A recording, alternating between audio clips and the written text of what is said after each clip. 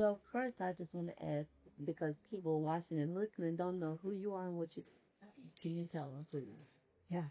I am Ruby Powell, she, her pronoun.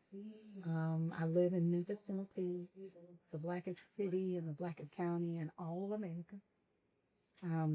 With a rich history around civil rights, human rights, black liberation. Um, I consider myself an infrastructure person. When I say infrastructure, like power needs a container, and there are people who hold that container. They may not will the power inside of it, but it's the container, and I'm a part of it. And so I help. I'm a certified fundraising executive, so I am technically a fundraiser by trade, but I only raise money for black people, particularly black women, for black liberation. Because I sit at the intersection of that world building, that future we know our communities deserve and want, and the world we live in right now, which is we live in capitalism and visualism. And so I'm like an anger translator. I love it. Right. That's what I do. That's what I do. Well, I am Dr. Brisha Brichelle with 1K Women. With 1K Women Strong, and we mobilize within the whole community for reclaim political power. And founded by Shaquille Cherry Donaldson, she was absolutely amazing. She was the chief's deputy for safety during her gubernatorial run, and her heart just open, and she just knew there was so much more she needed to do as well to continue this work. And I'm based in Texas, but we are in 10 states. I have a dynamic thing, and we're just moving as this movement to be a part of the change that's necessary. I like to say that something in Harriet called me because I moved heavy with faith, and that's what she moved heavy on. But it was understanding that our people needed to fight for freedom, right? Because we were just trapped and did not deserve that. And but she also partnered with so many allies that helped her the way because she couldn't have done it by herself. So to see the people in this way that you guys have brought to the space that don't like us as well, but can help us in our movement. And like you said, getting the funding into organization that's on the ground making the movement and not being a mobilizing but truly organizing on the ground all the time, not playing creating the space. Tell me where it hurts. So if I don't have to solve to fix it, I have someone that can problem solve and get it fixed. So we love it here. In Texas, there's a lot of pyramid and a lot of things that's going on, and as you guys discussed on the panel earlier, that's where it starts.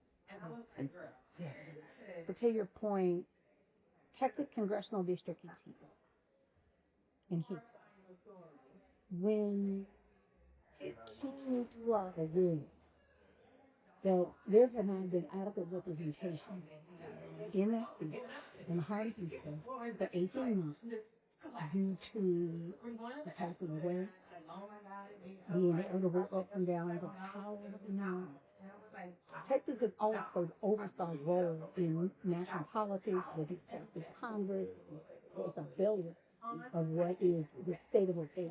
And so I just feel that we are grateful for the work that y'all are doing, particularly in Texas, for the hard work and the hard work that elected from the legislature, people on the ground. Texas is just showing us how it can be done, even when it's so full of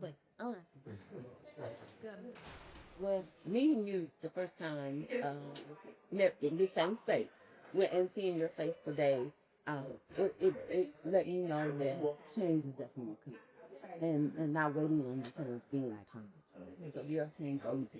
Yeah, that's it. Oh, to your point, I love the way that April Albright ended the camp, and she said, "We are the wolves." And we can hear the howling. Yeah. We are the wolves. We are the wolves. We're storing valor On the wolves. Storm valor. The other wolves is storing valor. Yes. April did an incredible job of enrolling us in the story of Yellow Fence Hunt and its recovery. Yes, and the role of apex predators and the roles that we all play. We talk about a healthy ecosystem, not an ecosystem without strife or struggle. because that is a part of the human existence. To your point around our faith, and we read the good book, it doesn't fight us on life, suffering. Because the suffer is the human experience. But it doesn't tell us that we should just be flagrant and disrespectful about that struggle or create that struggle in our fellow woman, our fellow man, our earth. We shouldn't call them a thumb, the acre. And so, even when we say ye are the wolves, it's not to make people stumble, but rather to call people into their greatness and the environment that we are in. Yes, that sort of stood out to me as well, especially when she said that they're on a mountain. Yeah, we are the mountain. We are. Yeah. I think that's particularly the case with black women. Yeah. Black women are absolutely the mountain. Yeah, absolutely. Hence why the breakout session we just attended was what was the name of the breakout session? It was No, not the name. I'm sorry. It's the founders organization. Backbone. Jessica. Oh yeah. And then it's the women, the flag, and then the women are the backbone. Yeah. So thank you for introducing me to Jess last night. So that was incredible. Oh my gosh, talk about another powerful backstory of being the mountain. Because even for black women in the digital space, we are the mountain. When you go on social media, who's holding narratives, who's holding people accountable, both in the physical sense and in the digital. I always say that black women run the internet, because we do. Black women run the internet. Yeah. It is the way. Can you grab my phone and snap the picture of us, please, Sheila? This will turn the book. Yeah, no, it's a pleasure. Thank you for taking the time to sit down. I heard everything you said last night, even with building what we're building in our city, because we're building not just Texas, Virginia, North Carolina, everywhere we are, to build structurally enough so where you can sit down and enjoy. The good thing about it is, some have to tell you have a village that's going to look after you and make sure that you're safe. Oh, absolutely. Ain't that good? Yes, it is. Yes, I've never worked with so many people who truly understand me. And that has been, I'm so surprised, and it's so safe that I could truly be, because most of the time I wither away because makes you feel, well, it's too much. I'm in the spaces with people, especially here without you guys, that not too much. You bring it. This one really gives me a hard time. Go do it. But I'm just grateful because I know all of it is authentic. Yeah. And so moving in the authenticity of being in this faith makes it simple and easy, right? Because it's not nothing rehearsed, nothing practiced. This is just the truth, and that's what I think more people, especially in the political sphere, stop all the thinking and just tell the truth, because people really need a real help, a present help. Let's do this. Time out for bullshit. Yeah. It's time for it. Yeah. So that's what I'm excited about. Yeah. And to your point, what is clearly evident is that as you've been on your leadership journey, when you've reconciled and accepted yourself in all of your entirety. Because how can we do this work if we don't love the body that we're in? Absolutely. If we don't appreciate the very thing that God has given us? Because we are enough.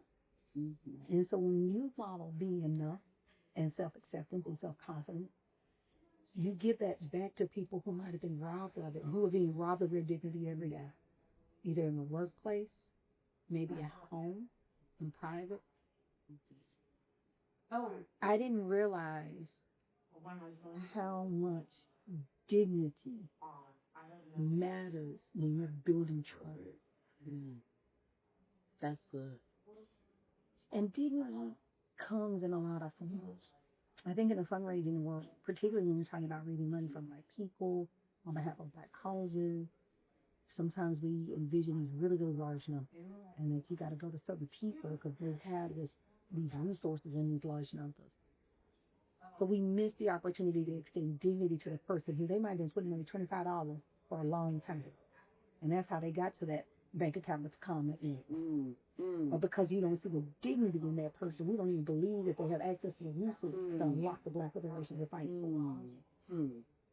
But what we've seen is the pushing the lows. That $5,000 is going to have much lessons on it because of the way it was come together, where the wealth came from.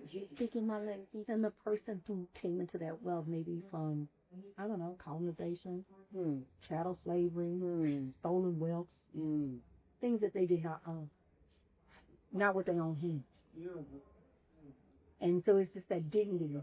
It manifests in so many ways in the types of work we do, but I think a lot of it, not just asking people to raise their voice, share their authenticity, but to your point, we want to move politicians, we also have to recognize their dignity in talking to people, engaging them in the process, and that authenticity comes from it should be just tied to that dignity. Absolutely. Because how can you be real if Absolutely. you don't have some respect for people you meet? Mm-hmm. Absolutely. And when you allow that to shine through, you allow people to feed the authentic version of you, and you don't have to fight for their votes. They're naturally going to gravitate to you. And especially being in the community and seeing your face, they'll know you. They can't wait to get there and bring someone else. Because as quiet as it kept, that's why you vote for Donald Trump. Mm. Mm. Mm. Because he gives dignity to the people who he feel like he gives. Is that not what we see happening? Mm-hmm. Mm-hmm. The shooting that happened, who gets dignity? Would he validate? Who does not get dignity?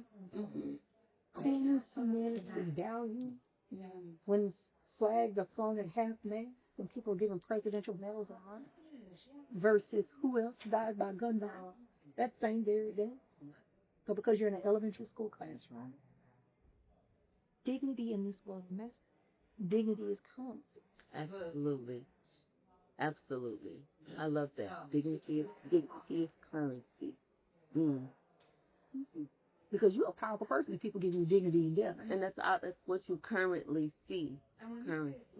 What you currently see. Absolutely. Mm. Wow. Because people may feel whatever they felt about Martin Luther King Jr. and Malcolm X in life. But they give them that dignity and death. Mm. Mm. Don't wait for it. Do it now. Do it now. Authenticity and dignity. Mm. That's the takeaway for this. Walk in your authentic self, no matter what it looked like. No matter your yesterday. You can change your mind today. No matter who says, I told you this, or make you feel bad for changing your mind.